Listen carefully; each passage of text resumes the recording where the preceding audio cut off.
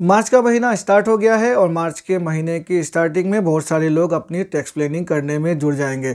Tax planning करते समय जो सबसे बढ़िया इन्वेस्टमेंट सोर्स है वो है under 80C of income tax act, जहां पर हम 1.5 लाख तक अपनी टैक्स को बचा सकते हैं।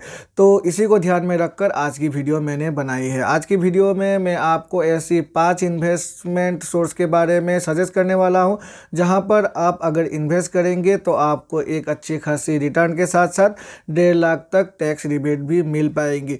नमस्कार दोस्तों, मेरा नाम है विराज और आपका स्वागत है मेरे चैनल विराज की बातें में। तो चलिए आज की वीडियो को फटाफट शुरू करते हैं।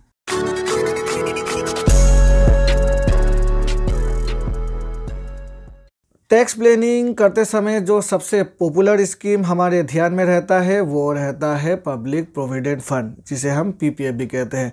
पब्लिक प्रोविडेंट फंड को हम पोस्ट ऑफिस या फिर बैंक में जाकर खोल सकते हैं। पब्लिक प्रोविडेंट फंड की जो सबसे बेस्ट फीचर है, जिसे हम पब्लिक प्रोविडेंट फंड की यूएसपी भी कह सकते हैं, वो है पब्लिक प्रोविडेंट फंड की triple E tax exemption feature. Public provident fund में हम ट्रिपल ई एग्जेम्प्ट यानी कि 3 तरह से टैक्स पे एग्जाम पा सकते हैं। जो सबसे पहला एग्जाम्पशन है वो है अंडर 80C, जहां पर हमारी इन्वेस्टमेंट पर हमें 1.5 लाख तक टैक्स रिबेट मिल जाता है। यानी कि अगर हम पब्लिक प्रोविडेंट फंड में इन्वेस्ट करते हैं एक फाइनेंशियल ईयर में, तो 500 रुपये से लेकर 1.5 लाख तक हम इन्वेस्ट कर सकते हैं एक फाइनेंशियल ईयर में, और जितनी भी रुपये हम इन्वेस्ट करेंगे उस पर हमें टैक्स रिबेट मिल जाता है। हमें इनकम टैक्स जब हम फाइल करेंगे तो अंडर 80C हमें शो करने पर हमें टैक्स रिबेट मिल जाता है। जो दूसरा टैक्स रिबेट मिलता है वो टैक्स रिबेट मिलता है टीडीएस की। पब्लिक प्रोविडेंट फंड में जितनी भी इंटरेस्ट हमारी जनरेट होगी उस पर एक भी रुपये टीडीएस नहीं कटती है। और जो तीसरी टैक्स रिबेट हमें मिलती है वो मिलती है इनकम टैक्स की टैक्स रिबेट, यानी कि जब भी हमारी पब्लिक प्रोविडेंट फंड मैच्योर होगी, जितनी भी रुपये हमें मिलेगी एज ए मैच्योरिटी वैल्यू, तो उस पर हमें कुछ भी इनकम टैक्स पे नहीं करना पड़ेगा। तो इसीलिए पब्लिक प्रोविडेंट फंड काफ़ी पॉपुलर स्कीम है टैक्स सेविंग्स प्लानिंग करते समय। बहुत सारे लोग, मैं तो कहूँगा 90% लोग जब भी टैक्स प्लानिंग करते हैं तो पब्लिक प्रोविडेंट फंड में सबसे ज़्यादा पैसा वो पब्लिक प्रोविडेंट फंड में ही इन्वेस्ट करते हैं। तो इसीलिए पब्लिक प्रोविडेंट फंड एक number tax planning investment scheme है, जहां पर आप अपने पैसों को रख सकते हैं। काफ़ी अच्छी इंटरेस्ट रेट है, गवर्नमेंट बैक्ड स्कीम है। 7.1% एट प्रेजेंट इंटरेस्ट रेट दिया जा रहा है, और गवर्नमेंट बैक्ड स्कीम होने के कारण ये काफ़ी सिक्योर्ड स्कीम है। दूसरी जो टैक्स प्लानिंग करते समय अभी काफ़ी पॉपुलर हो रही है वो हो रही है सुकन्या समृद्धि योजना। लेकिन ये स्कीम सभी के लिए नहीं है। ये स्कीम उन पेरेंट्स के लिए है जिनकी एक गर्ल चाइल्ड है, और क्योंकि सुकन्या समृद्धि योजना को हम अपने गर्ल चाइल्ड के लिए ही खोल सकते हैं, यानी कि हम अपनी बेटियों के लिए ही खोल सकते हैं। ये भी पब्लिक प्रोविडेंट फंड की तरह ही एक ट्रिपल ई टैक्स एग्जेम्पशन वाली स्कीम है। मतलब पब्लिक प्रोविडेंट फंड में जिस तरह से हमें ट्रिपल ई टैक्स एग्जाम मिलता है, ठीक उसी तरह से यहाँ पर जो भी बच्ची के गार्जियन हैं उनको ट्रिपल ई टैक्स एग्जाम मिलता है। मतलब 1.5 लाख तक इन्वेस्टमेंट पर 80C के तहत टैक्स एग्जाम मिल जाता है, हमें टीडीएस की टैक्स एग्जेम्पशन मिल जाती है, और इनकम टैक्स की टैक्स एग्जेम्पशन मिल जाती है। और यहाँ पर भी अगर हम अपनी बच्चियों के लिए इन्वेस्ट करेंगे पैसों को, तो वो भी गवर्नमेंट की बैक्ड स्कीम है, जहाँ पर पैसे काफ़ी सिक्योर्ड है। सुकन्या समृद्धि योजना की मैच्योरिटी पीरियड होती है 21 सालों की, और ये हम सिर्फ और सिर्फ अपनी बच्चियों के लिए ही खोल सकते हैं। तीसरी जो पॉपुलर स्कीम है टैक्स सेविंग की वो है पोस्ट ऑफिस पर खोले जाने वाली एनएससी, यानी कि नेशनल सेविंग सर्टिफिकेट। इसे हम सिर्फ और सिर्फ पोस्ट ऑफिस पर जाकर ही खोल सकते हैं। ये पोस्ट ऑफिस की एक एक्सक्लूसिव स्कीम है, जहां पर इन्वेस्ट करने पर हमें टैक्स की रिबेट मिल जाती है। अंडर 80C 1.5 लाख तक टैक्स रिबेट मिल जाती है। और एनएससी की एक और फीचर है, एनएससी 5 सालों के लिए होती है। एनएससी पे हम जितनी भी रुपए इन्वेस्ट करते हैं उस इन्वेस्टमेंट पर हमें जितनी भी इंटरेस्ट मिलती है, मतलब अगले 4 सालों के लिए, तो उस इंटरेस्ट को भी हम अगले 4 साल जब भी हम अपने टैक्स से ये फाइल करेंगे तो उस इंटरेस्ट पर भी हमें टैक्स रिबेट मिल जाती है अंडर 80C। मतलब इन्वेस्टमेंट पहले साल की इन्वेस्टमेंट पर तो हमें टैक्स रिबेट मिलते ही है, और अगले जो 4 साल है उस पर भी हमें जो इंटरेस्ट जनरेट करती है एनएससी, उस पर भी हमें टैक्स रिबेट मिल जाती है। पोस्ट ऑफिस पर सिर्फ और सिर्फ हम खोल सकते सकते हैं और ये भी एक गवर्नमेंट बेस्ड स्कीम है। जो चौथी स्कीम है जो काफ़ी पॉपुलर है खासकर उन लोगों के बीच जो कि एक यंग टैक्स प्लानर है, वो है म्यूचुअल फंड की ELSS स्कीम, जिन्हें हम इक्विटी लिंक सेविंग स्कीम कहते हैं।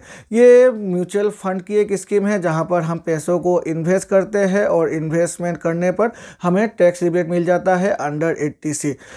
जो ELSS स्कीम है वो एक इक्विटी लिंक स्कीम है, मतलब यहाँ पर जो भी इंटरेस्ट तो मैं नहीं कहूँगा, जो रिटर्न है वो सिक्योर, मतलब वो फिक्स नहीं होती है, वो मार्केट से लिंक होती है और इसकी जो लॉक इन पीरियड होती है वो लॉक इन पीरियड होती है 3 सालों की मिनिमम।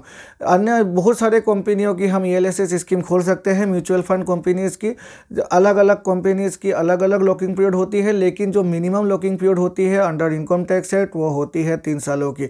अगर हम बातें करें तो स्टेट बैंक की जो ELSS स्कीम है काफ़ी अच्छी स्कीम है। वहाँ पर अगर हम देखें उसकी पास्ट रिकॉर्ड को तो 8 से 10% तक रिटर्न उन 5 सालों पर जो ELSS स्कीम है उसने जनरेट किया ही हुआ है।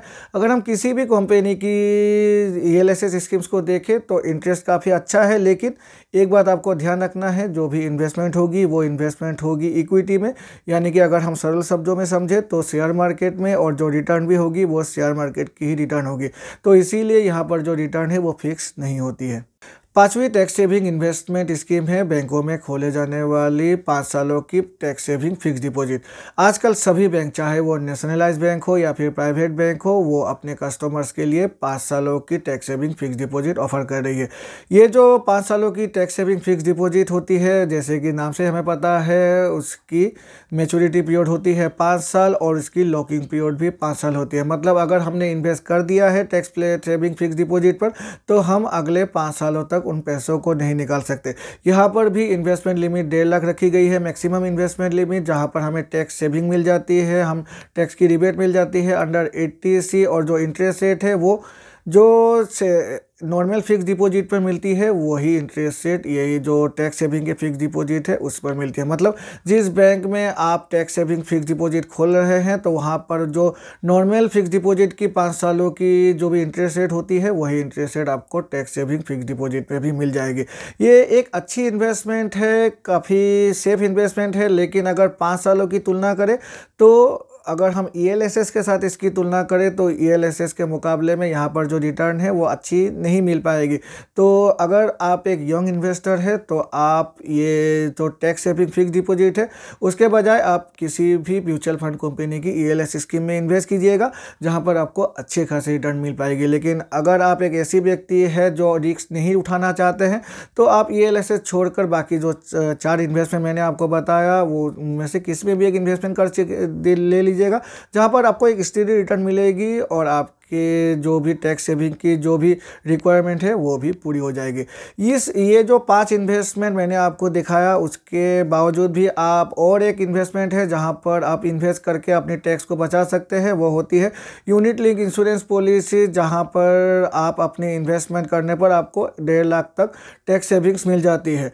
और ये इंश्योरेंस कंपनीज़ की होती है जहाँ पर आपको टैक्स सेविंग के साथ साथ आपके पैसे को मार्केट में इन्वेस्ट कर दिया जाता है और वहाँ पर भी आपको अच्छे खासे रिटर्न मिल जाती है। जो यूलिप पॉलिसीज़ की जो मैच्योरिटी पीरियड होती है वो मिनिमम तो 10 सालों की होती है, मैक्सिमम 15 या 20 साल। जैसे कि आपकी जो भी आपकी इंश्योरेंस पॉलिसी होगी खोलते समय ही आपको पता चल जाएगा आपकी कितनी होगी इन्वेस्टमेंट अमाउंट और कितनी होगी आपकी मैच्योरिटी पीरियड। और ये जो यूलिप पॉलिसीज़ है यहाँ पर आप हर साल जो प्रीमियम पे करेंगे तो हर साल अपनी प्रीमियम पर आप अंडर 80 टैक्स रिबेट पा सकते हैं। तो ये थी कुछ इन्वेस्टमेंट सोर्सेज जहाँ पर अगर आप इन्वेस्ट करेंगे तो आप अपने टैक्स प्लानिंग को अच्छी तरह से प्लान करके एक अच्छी खासी रिटर्न भी जनरेट कर सकते हैं और आपकी जो भी टैक्स की रिबेट है अप टू 1.5 लाख वो भी पा सकते हैं। आप इन 5 स्कीम में अगर चाहे तो इन्वेस्ट कर सकते हैं, लेकिन जो टोटल इन्वेस्टमेंट होगी सभी स्कीम्स पे उसको मिलाकर आपको 1.5 लाख क्रॉस नहीं करना है, नहीं तो जो क्रॉसिंग अमाउंट होगी उस पर आपको टैक्स रिबेट नहीं मिल पाएगा।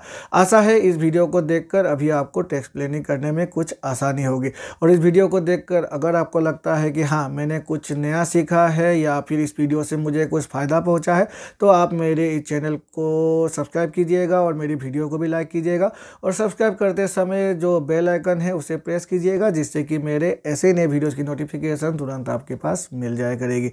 तो चलिए मिलते हैं अपने अगले वीडियो में, तब तक के लिए good bye and take care.